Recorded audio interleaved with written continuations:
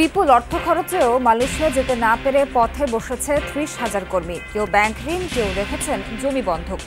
Agency ও বাইরা মন্ত্রণালয়ের গা ছাড়া। টিকিটের খবর নাই, কোনো লোকের খবর নাই, দালালের খবর নাই, ফোন দিলি ব্যস্ত। আমরা গাড়িতে আসছি ১৫০ টাকা ভাড়া দেয়, এই টাকাটা ছিল আমরা খাওয়া পারতাম, সেটাও শেষ। বাড়িতে যাবো কি মুখ দেখাবো যায় না মরবো না কি করবো এটা তো নিজেও বলতে পারতাছি না এখন। এমপি আনার হত্যা মামলার তদন্তে নেপাল গেল পুলিশের ৪ সদস্যের দল। ইন্টারপোলকে দেয়া হয়েছে চিঠি। আনোয়ারুল আজিম হত্যা মামলা ছাড়াও অনেক আসামিরা তারা ইদানিং কলকাতা রোডকে ব্যবহার করছে। সব কিছু মিলেই এছাড়া আমরা ইন্টারপোলকেও চিঠি দিয়েছি যেন ওই এলাকায় কোনো সন্ত্রাসী থেকে থাকে তাদের জন্য পাকড়াও করে। অবশেষে যুদ্ধবিরতির প্রস্তাব দিল ইসরায়েল। ৩ দফায় হবে কার্যকর। প্রথমেই থাকছে ৬ সপ্তাহের বিরতি।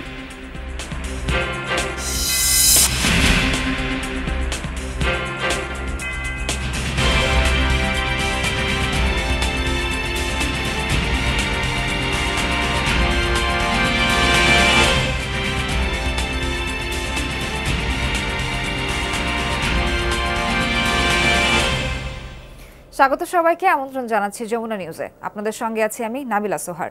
এতক্ষণ দেখছিলেন শিরোনাম, এবারে বিস্তারিত। হাজারো শ্রমিককে অপেক্ষায় রেখে আপাতত বন্ধ হলো মালয়েশিয়ার শ্রমবাজার। সম্পূর্ণ ভিসা প্রক্রিয়া শেষ করার পরও দেশটিতে যেতে পারেননি প্রায় ৩০,০০০ কর্মী।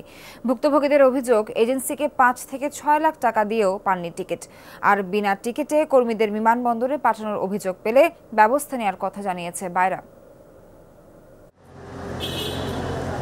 গোপালগঞ্জের বাসিন্দা শাহজাহান মুন্সি মালয়েশিয়া যাওয়ার জন্য গত ৩ দিন ধরে হযরত শাহজালাল আন্তর্জাতিক বিমানবন্দরে এভাবেই অপেক্ষা করছেন। সবকিছু ঠিকঠাক থাকলেও যেতে পারেননি মালয়েশিয়ায়। শেষ মাথায় চলে এসেছি, এখন টিকিটের খবর নাই, কোনো লোকের খবর নাই, দালালের খবর নাই, ফোন দিলি ব্যস্ত, ধরতেছে না। এখন আমাকে মাথার ভিতরে খালি ঘুরতেছে, কি করব, বাড়িতে যেয়ে কী করবো, দেশে যেয়ে কী করবো, বিদেশে যদি না যাওয়ার, বিদেশে যে এই টাকাটা ঋণ কিভাবে শোধ করবো। শাহজাহানের মতো আরেক ভুক্তভোগী জয়পুরহাটের মোহাম্মদ ফেরদৌস ব্যাংক লোন আর ফসলি জমি বন্ধক রেখে টাকা দিয়ে মালয়েশিয়ায় যেতে না পারায় চোখে মুখে অন্ধকার দেখছেন তিনিও। আমাদের বলতেছে যে আপনাকে টিকিটটা দিচ্ছি আমরা। এই ১০ মিনিট ১৫ মিনিট ১ ঘন্টা আধা ঘন্টা করতে করতে করতে করতে সারা রাত গেল, আজকে দিন গেল।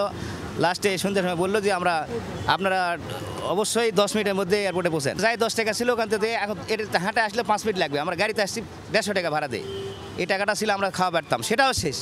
শুক্রবার রাত ১১টায় শেষ ফ্লাইটের মধ্য দিয়ে বন্ধ হয়ে যায় মালয়েশিয়ার শ্রমবাজার। মালয়েশিয়া সরকারের বেঁধে দেয়া শেষ সময়ে কুয়ালালামপুরের ফ্লাইট ধরতে শুক্রবার শাহজালাল আন্তর্জাতিক বিমানবন্দরে জড়ো হন হাজার হাজার কর্মী, যাদের অধিকাংশেরই ছিল না বিমানের টিকিট। এজেন্সিগুলোর আশ্বাসেই বিমানবন্দর আসলেও এখন আর ফোন ধরছেন না দালাল কিংবা এজেন্সির কেউ। ওইখানে ফোনের পর ফোন করতে করতে করতে করতে বলছে আপনারা ওয়েট করেন, পেয়ে যাবেন, আপনারা টিকিট পেয়ে যাবেন। এই বলতে বলতে আজকে পর্যন্ত সর্বশেষ বলছে, গতকাল রাত্রে বলছে যে আপনারা পেয়ে যাবেন, কালকে 10:30টায় আপনাদের ফ্লাইট হবে। আজকে টিকিট দিছে, 5 জনের টিকিট দিছে, 5 জন ঢুকছে, ঢোকার পরে ওদের বোর্ডিং করতে দেয় না, ইমিগ্রেশন হবে না, এটা ভুয়া টিকিট। 7 লাখ টাকা জোগাড় করা একটা ফ্যামিলির কাছ থেকে কতটুকু হতে পারে। এখন আমাদের লাভে এরকম বাড়িতে যাবো কি মুখ দেখাবো যায় না মরবো না কি করবো এটা তো নিজেও বলতে পারতাছি না এখন। যদিও এমনটা করার সুযোগ নেই বলছেন বাইরা মহাসচিব। জানান, বিমানের টিকিট ছাড়া কোনো কর্মীকে এয়ারপোর্টে পাঠানোর এমন অভিযোগ পেলে ওই রিক্রুটিং এজেন্সির বিরুদ্ধে ব্যবস্থা নেবে বাইরা।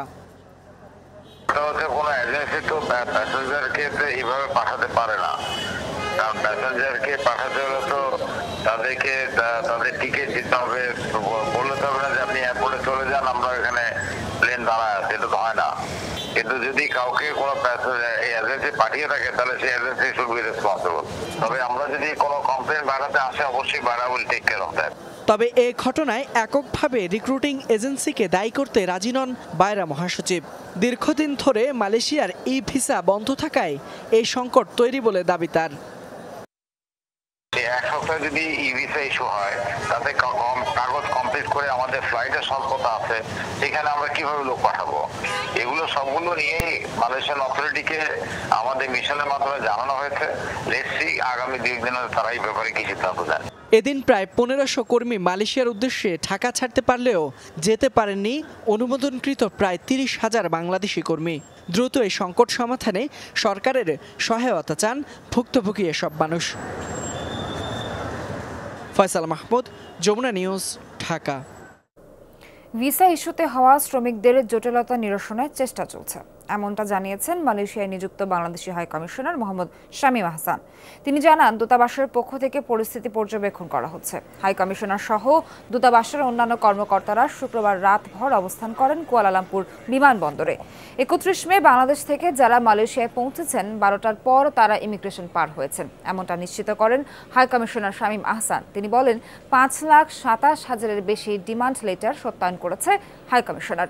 এ পর্যন্ত 4,72,000-এর বেশি কর্মী মালয়েশিয়ায় পৌঁছেছে।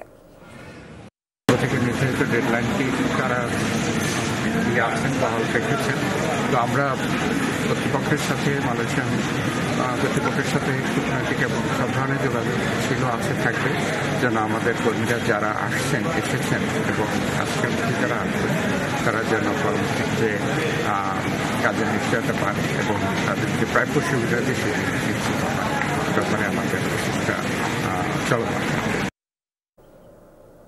মালয়েশিয়া ইস্যুতে আরও জানাতে কুয়ালালামপুর থেকে সরাসরি যোগ দিচ্ছেন সহকর্মী আহমেদুল কবির। কবির, আমাদের জানাবেন যে 5 থেকে 6 লাখ টাকা খরচ করেও যারা টিকিট পায়নি, মালয়েশিয়া যেতে পারছেন না, তাদের টাকা ফেরত দিতে বা তাদের লোকসান পোষাতে কর্তৃপক্ষ কোনো ব্যবস্থা নিতে পারলো কিনা, এবং এই বিষয়ে আপনার কাছে সবশেষ কি তথ্য আছে?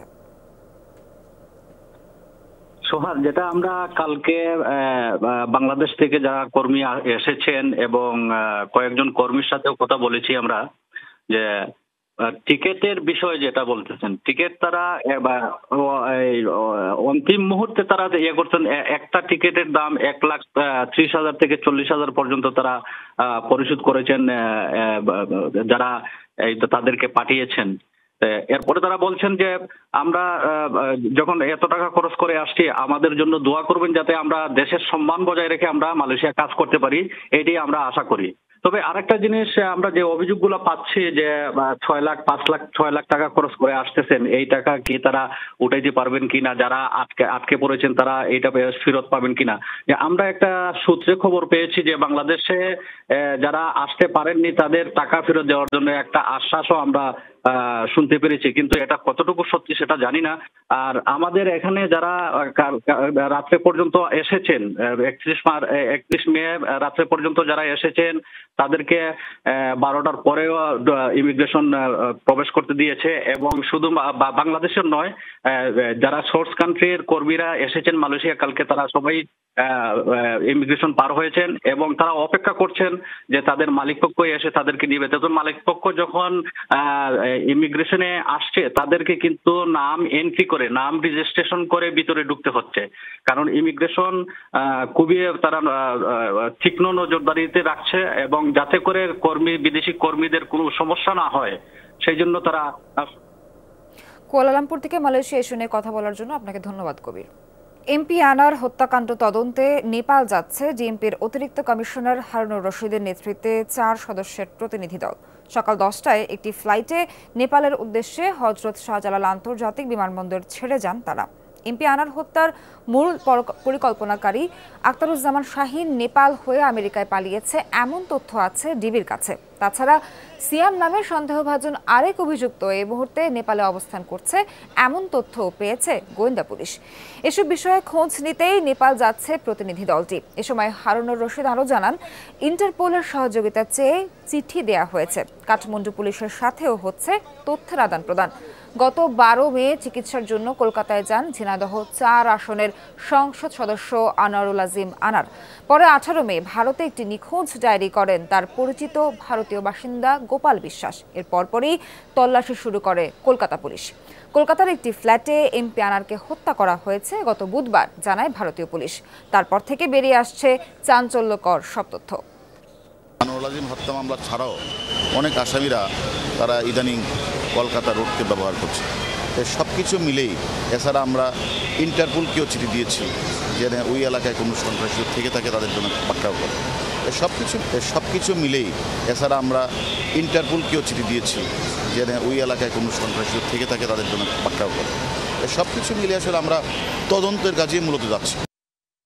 2026 সাল থেকে এসএসসি পরীক্ষায় 2 বিষয়ে অকৃতকার্য হলেও একাদশ শ্রেণীতে ভর্তি হওয়ার সুযোগ মিলবে। এই সিদ্ধান্ত নিয়েছে এনসিটিবি। শুধু সরকারের উচ্চ পর্যায়ের অনুমোদনের অপেক্ষা। বিশ্লেষকরা বলছেন চিন্তা ভাবনা ভালো, তবে 2 নয় 1 বিষয় হলে আরও যুক্তিসঙ্গত হবে। প্রচলিত কারিকুলামে এসএসসি পরীক্ষায় কেউ এক বা একাধিক বিষয়ে ফেল করলে তাহলে পুরো পরীক্ষায় সে অকৃতকার্য হয়। এতে ওই পরীক্ষার্থী একাদশ শ্রেণীতে ভর্তি হতে পারে না।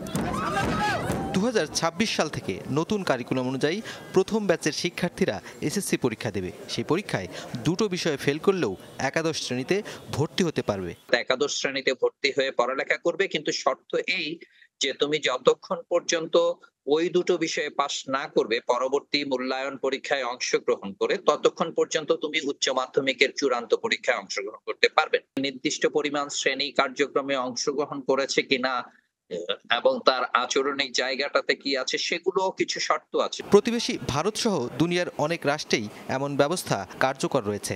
আমাদের দেশেও বিভিন্ন সময়ে এটা চালু ছিল। আমরা যখন দেখছি যে 8টা বিষয়ে একজন শিক্ষার্থী ভালোভাবেই পাশ করে গেল, শুধু 2টো বিষয়ের জন্য তাকে যদি আমি 1টা বছর রেখে দেই, সেটা জাতির জন্যও ক্ষতিকর, ওর জন্য ওর ব্যক্তিগত ভাবেও সে ক্ষতিগ্রস্ত হয়। রেফার্ড হিসেবে আমাদের দেশে আসলে এটা বিভিন্ন সময়েই ছিল। বিশ্বের দিকে তাকাই তাহলে পৃথিবীর সব দেশেই আসলে এরকম একটা জিনিস থাকে যে তাকে এরকম 1টা-2টোর জন্য আসলে আটকে রাখা হয় না। এনসিটিবির এই সিদ্ধান্তকে ইতিবাচক হিসেবে দেখছেন শিক্ষা গবেষক। বলছেন 2 বিষয়ের পরিবর্তে 1 বিষয়ে অকৃতকার্যদের জন্য সুযোগ দেওয়া বাস্তবসম্মত হবে।